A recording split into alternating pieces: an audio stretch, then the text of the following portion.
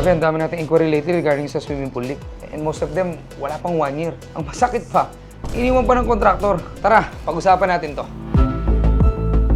Unang-una is structural, pangalawa is plumbing, pangatlo is waterproofing. Pag-usapan natin yung pinaka-common sa lahat, which is yung structural. 80% na na-encounter namin, puro structural. Bakit? Maraming bagay. Una, hindi kabisado ang pool construction. Pangalawa, hindi alam at hindi sumusunod sa tamang procedure. Pangatlo, at madalas nangyayari, tinitipid ang materyales.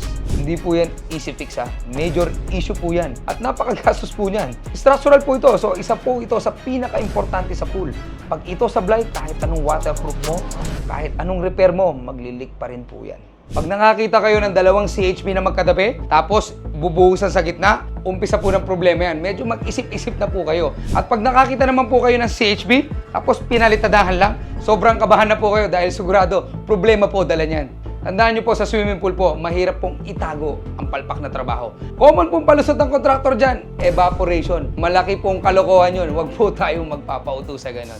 Dito po sa Pool Guy, quality at standard ng aming trabaho. 3 years po ang binibigay nating structural and plumbing warranty. Tandaan ha, 3 years. Siguradong makokontak nyo pa rin kahit fully paid ka na. Ito po ulit si Tito Sai, ang tito nyo na hindi kapatid ng nanay nyo.